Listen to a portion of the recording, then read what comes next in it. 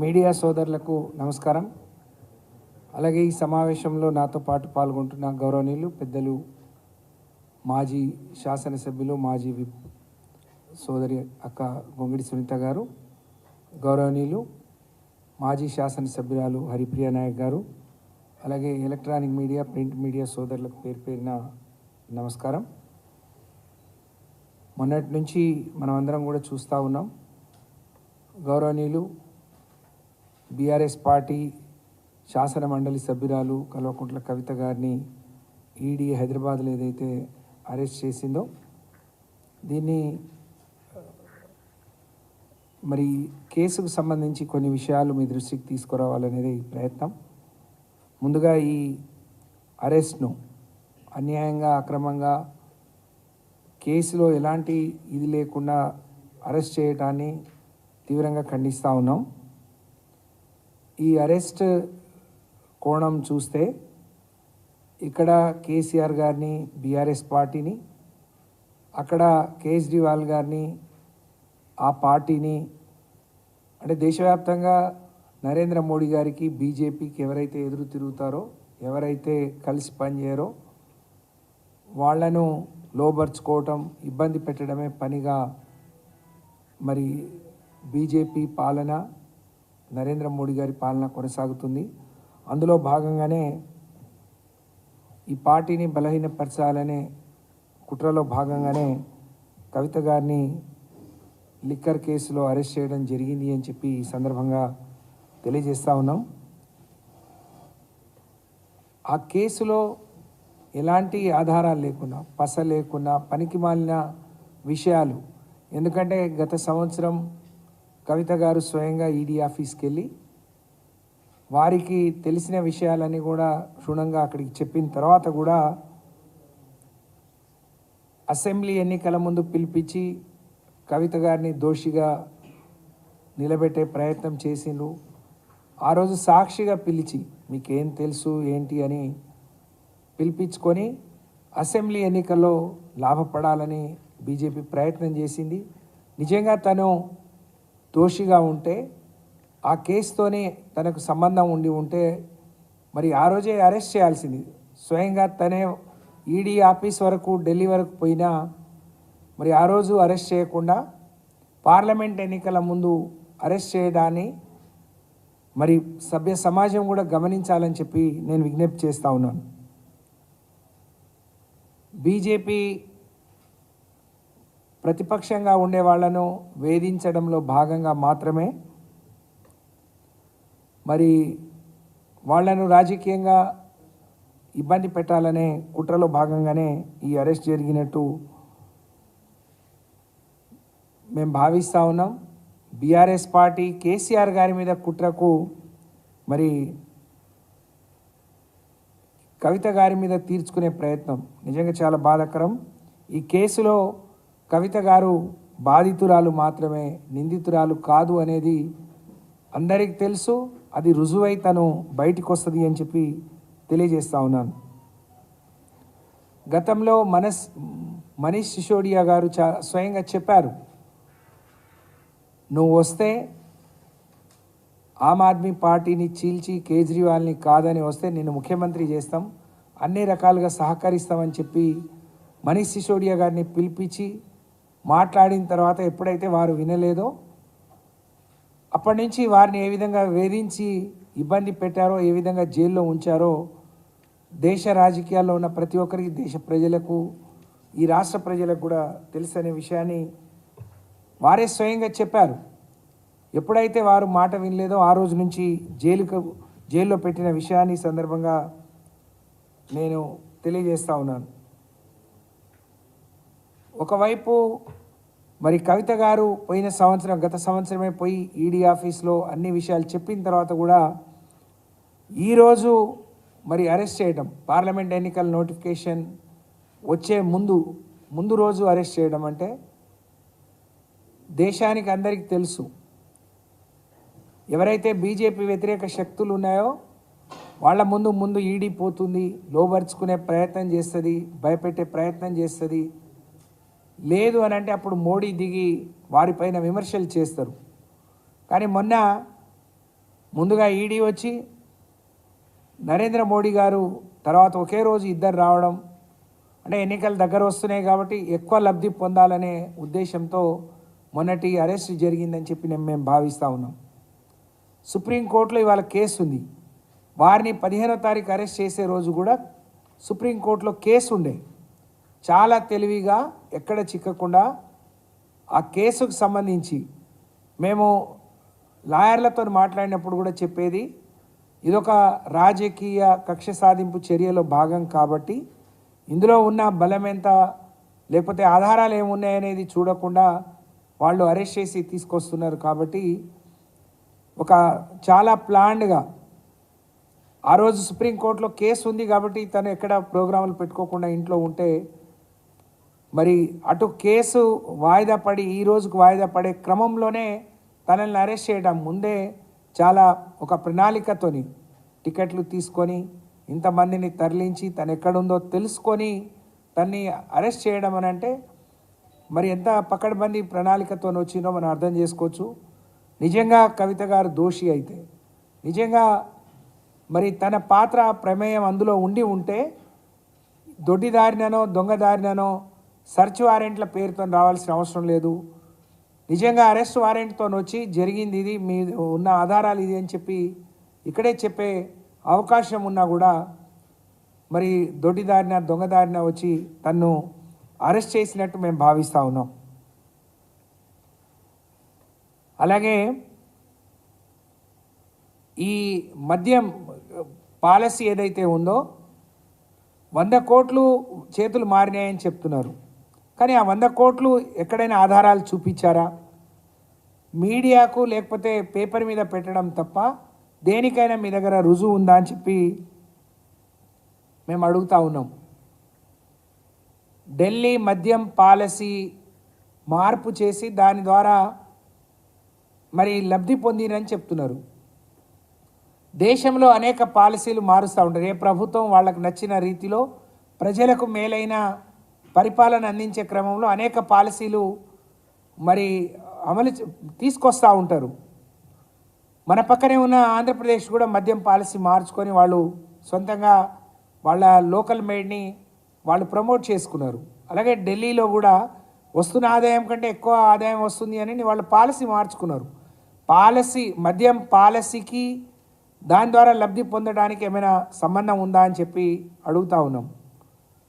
వాళ్ళు పాలసీ మార్చుకుంటే ఏ ప్రభుత్వమైనా, నరేంద్ర మోడీ గారు కేంద్ర ప్రభుత్వం కూడా అనేక పాలసీలు మార్చుకుంది. అంటే పాలసీలు మారితే దాని వెనక అవినీతి ఉన్నట? నరేంద్ర మోడీ గారు కేంద్ర ప్రభుత్వం అనేక పాలసీలు మార్చారు. బొగ్గు పాలసీ మార్చారు, అనేక విషయాల్లో అన్ని పాలసీలు తీసుకొచ్చారు. అంటే అన్నిట్లో మీకు ముడుపులు వచ్చాయా? అన్నిట్లో మీకు లాభం చేకూరిందా? అన్నిట్లో మీకు అవినీతి, అంటే మీరు చేస్తే ఎంత అవినీతి వచ్చింది? ఒక మద్యం పాలసీ మారిస్తేనే ఇన్ని 100 కోట్లు ఇన్ని 1000 కోట్లు చేతులు మారినాయని చెప్పే బీజేపీ నాయకులకు మరి మీరు కేంద్రంలోనే దేశవ్యాప్తంగా అనేక పాలసీలు తీసుకొచ్చారు. ఉదాహరణకు మన దగ్గర ఇక్కడ బొగ్గు దొరుకుతున్నా విదేశీ బొగ్గును కూడా తీసుకురావాలి అని చెప్పి అనేక సంస్థల మీద ఒత్తిడి తీసుకొచ్చిండు. విద్యుత్ మీద అన్ని పాలసీలు మీరు మార్చుకున్నారు. మరి ఎన్ని వేల కోట్లు ఎన్ని లక్షల కోట్లు చేతులు మారాయి? దాంట్లో మీ భాగం ఎంత?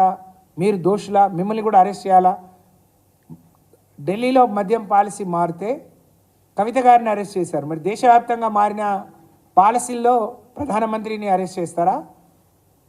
నరేంద్ర మోడీ గారిని మేము కూడా చెప్తాం, నరేంద్ర మోడీ గారికి 1000 కోట్లు 1,00,000 కోట్లు ఇచ్చామని. నరేంద్ర మోడీ గారిని అరెస్ట్ చేస్తారా? అంటే వ్యక్తులను బట్టి న్యాయం చట్టం మారుతుందా? ఇది చాలా దుర్మార్గం అని చెప్పి, ఇది దుర్మార్గమైన చర్య అని చెప్పి ఈ సందర్భంగా తెలియజేస్తూ ఉన్నాం. మొన్న మేము స్వయంగా కోర్టులో ఉన్నాం. సుప్రీంకోర్టులో కేసు ఉండగా ఇదే సుప్రీంకోర్టు ఇంకా ఇద్దరితో కలిపి కవిత గారిని ట్యాగ్ చేసినప్పుడు ఆ కోర్టు ఈరోజు 19వ తారీఖు మరి టేబుల్ అయిన క్రమంలో, అంటే భారతదేశంలో అత్యున్నతమైన న్యాయస్థానం సుప్రీంకోర్టులో కేసు ఉండగా మరి వేరే కోర్టులలో మరి దీంట్లో తనని మరి అరెస్ట్ చేయడం అనేది చాలా దుర్మార్గం. ఎవరినైనా అరెస్ట్ చేస్తే ఫస్ట్ రిమాండ్ చూపిస్తారు, తర్వాతే కస్టడీకి తీసుకుంటారు.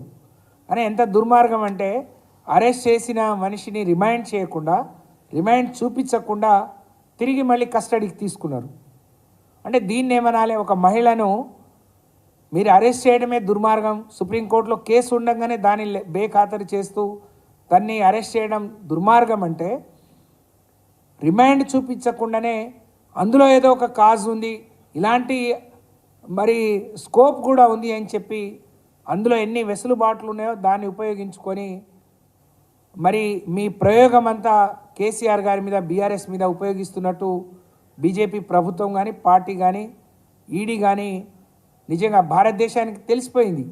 ఇవాళ ఈడీ, మోడీ ఒకటే, నచ్చితే ఒక రకంగా, నచ్చకపోతే ఒక రకంగా. మనమే చూసాం ఈ హైదరాబాద్లోనే గతంలో వేరే పార్టీలో ఉన్న ఎంపీల మీద ఈడీ కేసులు అయినాయి, దాడులు అయినాయి, అరెస్టులు అయినాయి. కానీ పార్టీలు మారి బీజేపీలోకి వెళ్ళిపోతే అన్నీ మాఫీ అయిపోయినాయి. వాళ్ళంతా ఇప్పుడు బ్రహ్మాండంగా మరి పెద్ద పెద్ద నాయకులుగా చలామణి అవుతున్నారు. దీన్ని బట్టి మరి మీ కేసుల మీద కానీ, ఈ ఈడీల మీద కానీ, సిబిఐ మీద ప్రజలకు ఒక నమ్మకం, విశ్వాసం లేకుండా పోతుంది. ఇది సరి అయింది కాదు, దేశ భవిష్యత్తుకు, రాబోయే తరాలకు ఇది మంచి సంకేతం కాదు అనే విషయాన్ని ఈ సందర్భంగా తెలియజేస్తా ఉన్నాను. మరి సుప్రీంకోర్టులో ఈడీ కవిత గారికి కానీ, ఈ లిక్కర్ కేసులో ఉన్న వాళ్ళ వ్యతిరేకంగా పోయిన వాళ్ళ మీద సుప్రీంకోర్టు చెప్పింది. మనీష్ సిసోడియా కానీ అంటే మీ కేసు కొట్టేయచ్చు అనే దానికి 2 ప్రశ్నలు చాలు అని చెప్పి మనీష్ సిసోడియా బెయిల్ విచారణ సందర్భంగా సిబిఐ ఈడీలపై 2023 అక్టోబర్లో సుప్రీంకోర్టు చేసిన కీలక వ్యాఖ్యలు ఉన్నాయి. ఇక్కడ ప్రభుత్వం మద్యం విధానాన్ని ఎట్లా తప్పుపడతారు? ఒక లాబీ గ్రూప్ ప్రభావితం చేసిందన్న కారణంతో అవినీతి ఆరోపణలు ఎట్లా చేస్తారు, ఎట్లా ప్రభావితం అవుతారు, ఎట్లా ఇది చేస్తారు అని చెప్పి మద్యం విధానంలో మార్పు జరిగింది. వ్యాపార వర్గాలు నిజంగానే వాళ్ళకు తగినట్టు, వాళ్ళకు లాభం అయ్యేటట్టు వాళ్ళు కొన్ని ప్రయత్నాలు చేసుకుంటారు. కానీ దాన్ని తప్పుపట్టే అధికారం కానీ, అవకాశం కానీ మరి ప్రభుత్వాలకు లేవు. లేదా ఒక గ్రూపులను దోషిగా నిలబెట్టే సందర్భం ఎక్కడ ప్రభుత్వం చేయజాలదు అని చెప్పి సుప్రీంకోర్టు చెప్పింది. అయినా మరి వీళ్ళను దోషులుగా చూపిస్తూ అరెస్ట్ చేయడం అనేది దుర్మార్గం. అలాగే కవిత గారిని పిలిపించి మాట్లాడేటప్పటికీ ఇప్పటికీ ఆ రోజేమో సాక్షిగా పిలిచారు, ఈరోజేమో దోషిగా అరెస్ట్ చేశారు. మీకు దొరికిన ఆధారాలు ఏందో ఆ కుటుంబానికి కానీ, పార్టీకి కానీ చూపించాల్సిన బాధ్యత ఉంది అని చెప్పి మేము డిమాండ్ చేస్తూ ఉన్నాం. కొంతమంది అప్రూవర్లుగా మారిన వాళ్ళు మరి వాళ్ళు బయటపడటానికి, లేకపోతే వాళ్లకున్న పరిధిలో వాళ్ళు ఏం చెప్పారో తెలియకుండా, అంటే ఇన్ని రోజులు కవిత గారిని ఇరికించాలి, అరెస్ట్ చేయాలి, ఇబ్బంది పెట్టాలని ఒక పద్ధతి ప్రకారం మీరు అన్నీ కూడా సృష్టించినట్టు మేము భావిస్తూ ఉన్నాం. కాబట్టి ఇది సరి అయింది కాదు అని చెప్పి తెలియజేస్తూ, మరి మద్యం పాలసీ కూడా, మద్యం పాలసీ మనం అనుకున్నట్టు ఇందాక పంజాబ్లో మార్చుకున్నారు, ఆంధ్రప్రదేశ్లో మార్చుకున్నారు, అనేక రాష్ట్రాలు వాళ్ళకు అనుగుణంగా మార్చుకుంటాయి. కానీ దాన్ని బేస్ చేసుకొని అందులో ఏదో అవినీతి జరిగిందని మాట్లాడటం నిజంగా చాలా దుర్మార్గం. అలాగే ఈరోజు కేజ్రీవాల్ గారికి కూడా సిబిఐ సమన్లు ఇచ్చింది. అంటే బీజేపీకి వ్యతిరేకంగా ఎవరైతే రాజకీయాలు చేస్తారో, వాళ్ళని ఎవరైతే విమర్శిస్తారో, మరి వాళ్ళ మీద ఈ అక్రమమైన కేసులు, వాళ్ళ మీద దాడి, వాళ్ళని భయపెట్టాలనే ఇదొక అలవాటుగా, ఒక నానుడిగా ఈరోజున్న బీజేపీ సర్కార్కు మారిపోయింది అనే విషయాన్ని ఈ సందర్భంగా తెలియజేస్తూ, మరి దీన్ని ఎక్కడో అక్కడ ఫుల్ స్టాప్ పెట్టాల్సిన అవసరం ఉంది. ఈరోజు సుప్రీంకోర్టులో కేసు ఉంది, మాకు ఆశాభావం వ్యక్తం చేస్తూ ఉన్నాం. మళ్ళీ 23 వరకు కవిత గారిని కస్టడీకి తీసుకున్నారు. నిజంగా తను ఎక్కడా తప్పు చేయలేదు అని చాలా ధైర్యంతో ఇవాళ ఈ కేసులని ఎదుర్కొంటున్నారు. తప్పకుండా న్యాయం నిలకడ మీద తెలుస్తుంది, తను నిర్దోషిగా బయటికి వస్తుంది. కానీ దేశంలో ఉండే ఈడీ కానీ, సిబిఐ ప్రజల విశ్వాసాన్ని కోల్పోతూ ఉన్నాయి. ఈడీ కానీ సిబిఐ చేసే వాళ్ళేమో యాక్టర్లు అయిపోయినారు, కథ స్క్రీన్ ప్లే దర్శకత్వం అంతా బీజేపీ వహిస్తూ ఉంది, నరేంద్ర మోడీ గారు వహిస్తూ ఉన్నారు. ఇది సరి అయింది కాదు.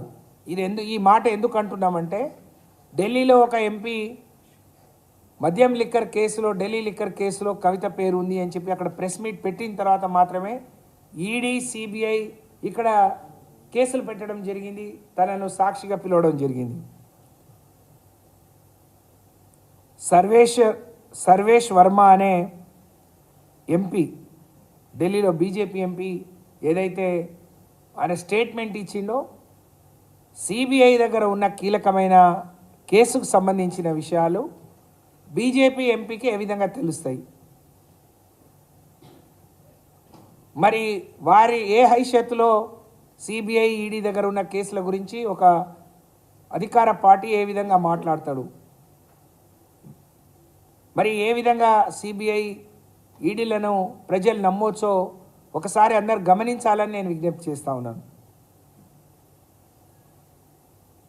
కవిత గారు అక్కడ తన వాంగ్మూలం ఇచ్చి ఈడీ ముందు పోయి మాట్లాడి వచ్చిన తర్వాత, సిబిఐ తన ఇంటికే వచ్చి రోజంతా విచారించిన తర్వాత కేసు ఏం ఉండదు, తను నిర్దోషి అనే ఒక ఆలోచన ఉన్న క్రమంలో బీజేపీ పార్టీ ఎంపీలు అరవింద్ కావచ్చు, ఆ రోజున రాజగోపాల్ రెడ్డి కావచ్చు, అందరు మాట్లాడేది తప్పకుండా మళ్ళీ కేసు తిరగదోడతాం, కవితను అరెస్ట్ చేస్తామని చెప్పి మాట్లాడారు. కవిత జైలుకు పోతుంది. అలాగే కాంగ్రెస్ పార్టీ వాళ్ళు కూడా కవితను జైలు పోకుండా మరి వీళ్ళు బీజేపీ వాళ్ళని వేడుకున్నారు అని అంటే మాకు వేడుకోవాల్సిన అవసరం లేదు. అది ప్రజలు, బీజేపీ కాంగ్రెస్ ఒకటనే విషయం మనం ఎన్నికల ముందు కూడా అన్ని బై ఎలక్షన్లో బీజేపీకి డిపాజిట్ వచ్చిన కాడ కాంగ్రెస్కు రాదు, కాంగ్రెస్కి వచ్చిన కాడ బీజేపీకి రాకుండా ఎన్నికలు మనం చూసినాం. మొన్నటికి మొన్న నరేంద్ర మోడీ గారి దగ్గర స్వయంగా ముఖ్యమంత్రి పెద్దన్న అని చెప్పి,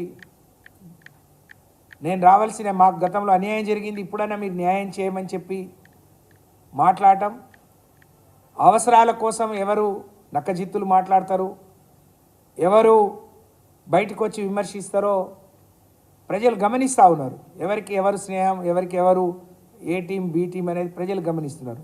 కానీ బీజేపీ ఎంపీలు కాంగ్రెస్ వాళ్ళు మాట్లాడినట్టు కవిత గారి అరెస్ట్ జరగడం, జైలుకు పోవడం అనే దాని మీద తప్పకుండా కుట్ర కోణం దాగి ఉంది. దీన్ని వెలికి తీయాల్సిన అవసరం ఉంది నిజంగా. అందుకనే దేశవ్యాప్తంగా సిబిఐ ఈడీ వారి క్రెడిబిలిటీని, వాళ్ళ పట్ల ఉన్న నమ్మకాన్ని, విశ్వాసాన్ని కోల్పోతున్నాయని చెప్పి మరి మేము భావిస్తూ ఉన్నాం. వీళ్ళు మాట్లాడింది వాళ్ళు ఎట్లా నిజం చేస్తున్నారు, వాళ్ళు ఎట్లా మరి అరెస్టులు చేస్తారో దీని మీద సమాధానం చెప్పాల్సిన అవసరం ఉంది. అంటే మీరు చేసే పని వాళ్ళకు తెలిసి చేస్తున్నారో, వాళ్ళు చెప్పిన పని మీరు చేస్తున్నారో ప్రజలకు చెప్పాల్సిన అవసరం ఉంది అని చెప్పి నేను తెలియజేసుకుంటూ, మరి ఇలాంటి దర్యాప్తు సంస్థలు పక్కదారి పడితే భవిష్యత్తులో దేశ భవిష్యత్తు ఏంది? నిజంగా తప్పు చేసిన వాళ్ళు దేశాలు పట్టుకొని దేశాలు వదిలి పారిపోయినా వేల కోట్లు లక్షల కోట్లు సంపాదించుకున్న వాళ్ళన్నిటికీ మీరు సరిహద్దులు దాటించి ఆరోపణలు వచ్చినాయని ఇక్కడ వాళ్ళని పట్టుకొని జైల్లో వేయడం అయితే ఇది శోచనీయం, దుర్మార్గం. ఒకవైపు ఆ రోజు అరెస్ట్ చేయడం నిజంగా చాలా హేయం, దుర్మార్గమైన, అక్రమంగా అరెస్ట్ చేయడాన్ని మేమందరం సభ్య సమాజం కూడా తీవ్రంగా ఖండించాలని చెప్పి తెలియజేస్తూ, గతం నుంచి వాళ్లకు ఆలోచన ఉండే, కేసీఆర్ గారు ఎప్పుడైతే బీఆర్ఎస్ పెట్టి దేశం కోసం ఇచ్చేసిందో ఎక్కడ నిరోధించాలి, ఎక్కడ అడ్డుకట్ట వేయాలి, ఏ విధంగా ఆయనను ఆపాలి. ఇప్పటివరకు నన్ను క్వశ్చన్ చేసేవాళ్ళు ఉండరు, ఉన్న ఒకళ్ళిద్దరిని ఇట్లాంటి అక్రమ కేసులో పెడుతుంటే మళ్ళీ కొత్తగా వీళ్ళు బయలుదేరారు అని చెప్పి ఒక కక్షపూరితమైన ఆలోచనతోని కేసీఆర్ గారి బిడ్డ కాబట్టి వారిని బలహీనపరచాలి అని చెప్పి వారి నైతికంగా ఇబ్బంది పెట్టాలనే ఒక కుట్రపూరిత ఆలోచన తప్ప ఇంకోటి కాదు అని చెప్పి తెలియజేస్తూ, మరి ఈరోజు దర్యాప్తు సంస్థలు వాళ్ళ నమ్మకాన్ని గౌరవాన్ని వాళ్ళు కాపాడుకునే విశ్వాసాన్ని తిరిగి పొందే విధంగా ఈ సంస్థలు పనిచేయాలని చెప్పి నేను కోరుతా ఉన్నాను. మరొక్కసారి కవిత గారి అరెస్ట్ను తీవ్రంగా ఖండిస్తూ కవిత గారు నిర్దోషిగా ఒక కడిగిన ముత్యంలాగా తిరిగి వస్తారు, అందులో ఎలాంటి అనుమానం లేదు. చాలామంది కార్యకర్తలు ప్రజలు మరి ఆందోళన చెందుతూ ఉన్నారు. కవిత గారేదో కేసీఆర్ గారు ఇస్తే అవకాశం తీసుకునే వ్యక్తి కాదు. ఆ రోజు ఒక మహిళగా ఉద్యమంలో కీలక భూమిక పోషించి జాగృతి సంస్థ ద్వారా రాష్ట్రంలో మహిళలందరినీ జాగృతం చేసి తెలంగాణ పోరాటంలో ఒక భాగం చేసిన గొప్ప పోరాట పటిమ కలిగిన నాయకురాలు. వారు చాలా ధైర్యంగా ఉన్నారు, చాలా ఆత్మస్థైర్యంతో ఉన్నారు. తప్పకుండా ఈ కేసులన్నీ ఎదుర్కొని తిరిగి మరి కొత్త బలంతో కొత్త ఉత్సాహంతో తిరిగి వస్తారు అని చెప్పి నేను ఈ సందర్భంగా తెలియజేస్తూ, కానీ ఈ అరెస్ట్ని ఈ అక్రమ కేసులను సమాజం గమనించాలి. సమాజంలో ఉండే మేధావులు విద్యావంతులు దీన్ని తీవ్రంగా ఖండించాలని చెప్పి నేను తెలియజేస్తూ ఉన్నాను. ఇప్పుడు గౌరవ పెద్దలు సునీత గారిని మాట్లాడాల్సిందిగా కోరుతా ఉన్నాను. నేను ఇటు వచ్చాను. ఓకే కదా. మీడియా మిత్రులందరికీ నమస్కారం. ఇప్పటివరకు మాట్లాడిన గౌరవనీయులు శ్రీమతి సత్యవతి రాథోడ్ గారికి, అదేవిధంగా మా సహచరిని హరిప్రియ గారికి, మీ అందరికీ నా నమస్కారం. కల్వకుంట్ల కవిత గారి అరెస్టుని తీవ్రంగా ఖండిస్తూ, ముఖ్యంగా చాలా ఆశ్చర్యపరిచే విషయాలు ఏంటంటే, ఒక గల్లీ నాయకుడు లేకపోతే ఒక రాష్ట్రంలో ఉన్న నాయకుడు మాట్లాడితే అతిశయోక్తి కాదు, కానీ నరేంద్ర మోడీ లాంటి ప్రధానమంత్రి మాటలు ఎట్లా ఉన్నాయంటే చాలా చిల్లర రాజకీయాలు చేస్తున్నారు ఆయన. దేశ ప్రధానిగా కాకుండా ఒక గల్లీ నాయకుడిగా మొన్న మాట్లాడడం విన్నాం, అందరం కూడా విన్నాం. మొన్న వారు హైదరాబాద్ తెలంగాణ రాష్ట్రానికి వచ్చిన రోజు వాళ్ళు మాట్లాడిన మాటలు, అన్ని రాష్ట్రాలలో కుటుంబ రాజకీయాలు ఉన్నాయి, ఈ కుటుంబ రాజకీయాలు చేస్తున్న ఆ ప్రాంతాలన్నీ కూడా ఆగమైపోతున్నాయి అని చెప్పి మాట్లాడుతూ ఉన్నారు. దాంట్లో భాగంగానే తెలంగాణ రాష్ట్రంలో కూడా అక్కడ ఆర్జేడీ చేసింది, బీహార్లో ఇంకొక దగ్గర ఇంకొక పార్టీ చేసింది, ఇంకో దగ్గర ఇంకో పార్టీ చేసింది అని మాట్లాడుకుంటూ తెలంగాణ రాష్ట్రాన్ని కూడా మరి ఆయన ఊటంకిస్తూ మాట్లాడిన మాట, లిక్కర్ స్కామ్లో ఈ ఫ్యామిలీ కూడా ఉంది అని చెప్పి వారు మాట్లాడారు. ఒక నరేంద్ర మోడీ మాట్లాడవలసిన మాటలేనా అని నేను అడుగుతా ఉన్నాను. ఒక ప్రధానమంత్రి ఎలాంటి సాక్ష్యాధారాలు లేకుండా నింద వేయడం అనేది ఒక ప్రధానమంత్రి స్థాయికి తగునా అని నేను అడుగుతా ఉన్నాను. నిండు సభలో, ఒక పబ్లిక్ మీటింగ్లో, దేశవ్యాప్తంగా మీడియా అంతా కూడా ఆయన ప్రసంగాన్ని చూస్తూ ఉంటుంది. అట్లాంటి వ్యక్తి, ఆ స్థాయిలో ఉన్న వ్యక్తి ఒక చిన్న విషయాన్ని ఆయన నోటి వెంట మాట్లాడుతున్నారంటే నరేంద్ర మోడీ గారి దిగజారుడుతనానికి ఇదే తార్కాణం. ఇంకా అంతకుమించి చెప్పాల్సిన అవసరం ఏం లేదు. కవిత గారికి ఏమైనా డబ్బులు ముట్టాయా, వాళ్ళ ఇంట్లో ఏమైనా డబ్బులు దొరికినాయా, ఆమె అకౌంట్లోకి ఏమైనా డబ్బులు వచ్చి పడ్డాయా, ఎక్కడన్నా సాక్ష్యాధారం ఉందా? ఇంతకుముందు సత్యవతి గారు చెప్పినట్టుగా రాష్ట్రాలు వాళ్ళ పాలసీలు వాళ్ళు చేసుకుంటూ ఉంటారు. కేంద్ర ప్రభుత్వం కూడా అనేక కొత్త పాలసీలు తీసుకొచ్చింది. ఆమ్ ఆద్మీ పార్టీ ఢిల్లీలోనే కాదు, పంజాబ్లో కూడా ఉంది. అదే ఆమ్ ఆద్మీ పార్టీ పంజాబ్లో కూడా మరి మద్యం పాలసీ తీసుకొచ్చింది, అది అమల్లో ఉన్నది. ఒక్క ఢిల్లీ విషయానికి వస్తే కేజ్రీవాల్ని ఇబ్బంది పెట్టాలనే ఆలోచనతో పాటు తనకు సహకరించని ప్రతిపక్షాలను ఎట్లయినా సరే లొంగ తీసుకోవాలి, వాళ్ళు పిడికిట్లో పట్టుకోవాలి, నా ఇష్టం ఉన్నట్టు రాచరికం చెయ్యాలనేది నరేంద్ర మోడీ గారి ఆలోచన సుస్పష్టం. గతంలో ఈ దేశాల్లో ఉన్న కాంగ్రెస్ ఏమో స్కాంగ్రెస్గా మారిపోయింది. ప్రతి దానికి స్కాములు. మరి ఈరోజు నరేంద్ర మోడీ గారు కార్పొరేట్ సంస్థలను సాధడానికి ఒక ఏజెంట్ లాగా పనిచేస్తుండే దేశంలో. భ్రష్టాచార్కు హటాయింగే అంటాడు. అసలు ఈ దేశాన్ని భ్రష్టు పట్టించిందే నరేంద్ర మోడీ.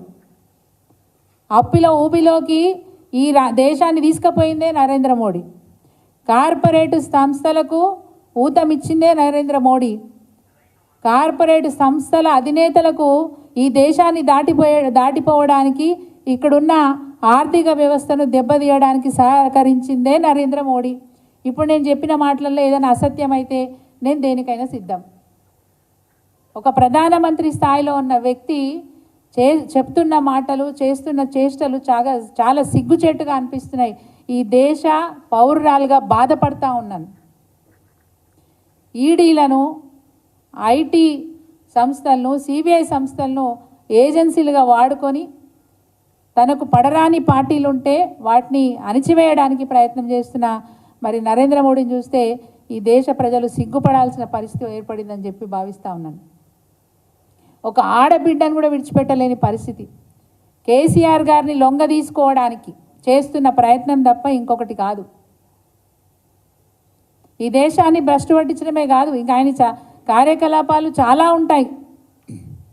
ఎక్కడైతే తనకు అనుకూలంగా లేని పార్టీలు రాష్ట్ర ప్రభుత్వాల్లో ఉంటే అక్కడ రాష్ట్ర ప్రభుత్వాల్లో ఉన్న ఆ పార్టీలో ఉన్న నాయకులను కొనుగోలు చేయడం, ఆ పార్టీల ప్రభుత్వాన్ని కూలగొట్టడం, తన పార్టీని ప్రభుత్వంలోకి తీసుకురావడం అనేది ఆయనకు ఆనవాయితీగా మారిపోయింది. ఇలాంటి నాయకుడు దేశ ప్రధాని కావడం దురదృష్టం అని నేను భావిస్తూ ఉన్నాను.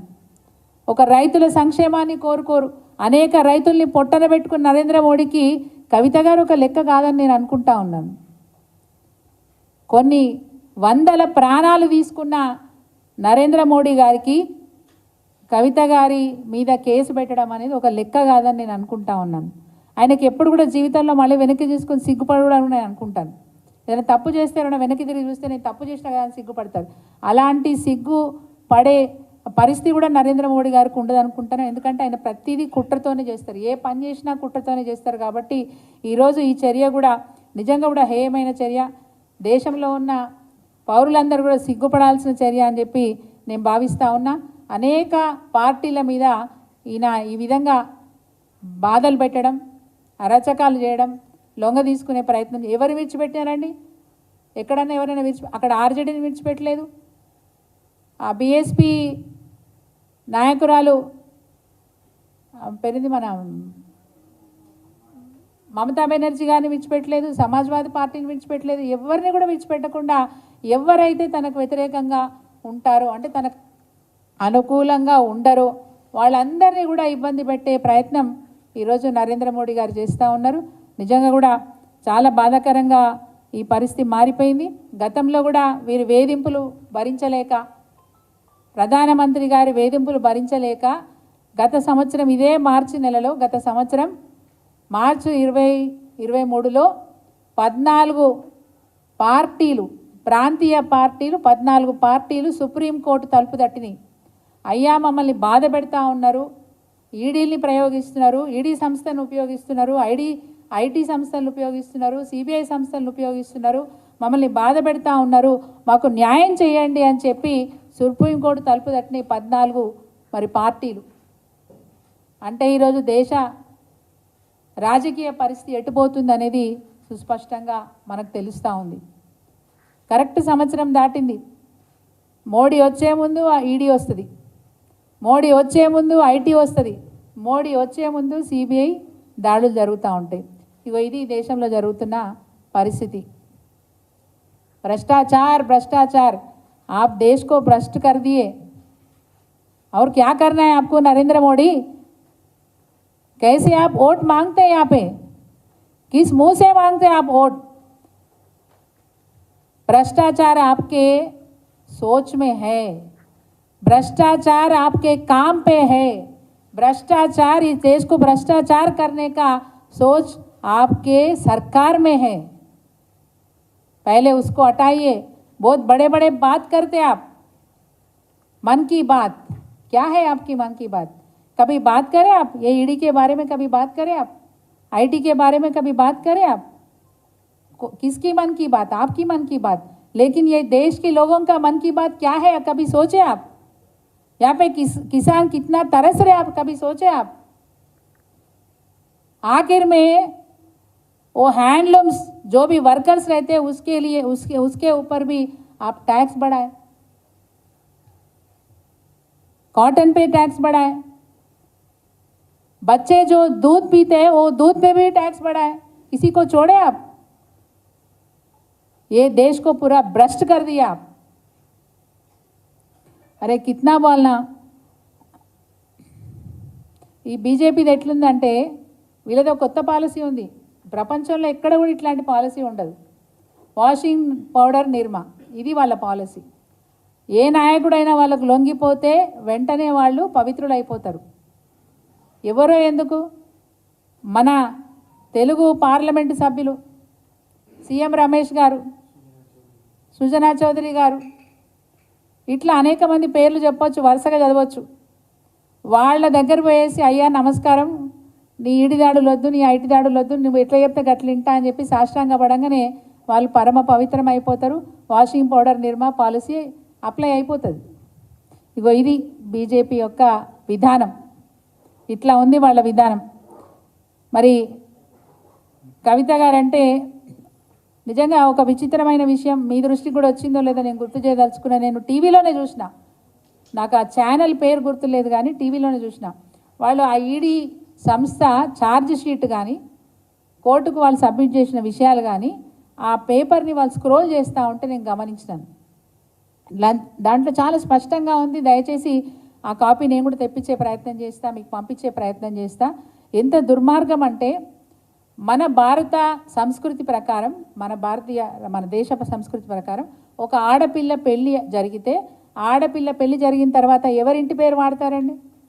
సరే, ఇక్కడ కల్వకుంట్ల కవిత గారు అవిడవిట్ పెట్టకుండా తన తండ్రి గారి పేరు కొనసాగిస్తూ ఉన్నారు. కానీ వారి ఛార్జ్ షీట్లో ఎట్లా మెన్షన్ చేసినారంటే వారి మీద ఆరోపణ చేస్తూ Kalvakuntla Kavitha daughter of chief minister of Telangana Kalvakuntla Chandrashekar Rao అని మెన్షన్ చేసినారు. ఇది ఒక్కటి చాలు, రాజకీయ కుట్ర దీని వెనకాల ఉంది అని చెప్పడానికి ఇది ఒక్కటి చాలు.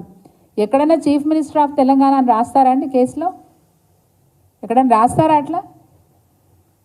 డాక్టర్ ఆఫ్ కల్వకుంట్ల చంద్రశేఖర్ రావు అంటే సరిపోద్ది. కానీ ఇంటెన్షనలీ వారి పేరు పక్కన doctor of chief minister of Telangana Kalvakuntla Chandrashekar Rao అని మెన్షన్ చేసినారు. అంటే ఇక్కడ ఎలాంటి దురుద్దేశం ఉందో నేను చెప్పిన ఈ ఒక్క విషయంలో మీరు అందరూ కూడా గమనించాలని చెప్పి, ఇది వాస్తవంగా మీ అందరినీ నేను అప్పీల్ చేస్తూ ఉన్నా. ఇక్కడ జాతీయ మీడియా కూడా ఉంది. దయచేసి మీ మీడియా ద్వారా దేశవ్యాప్తంగా ఈ విషయం వెళ్ళాలి.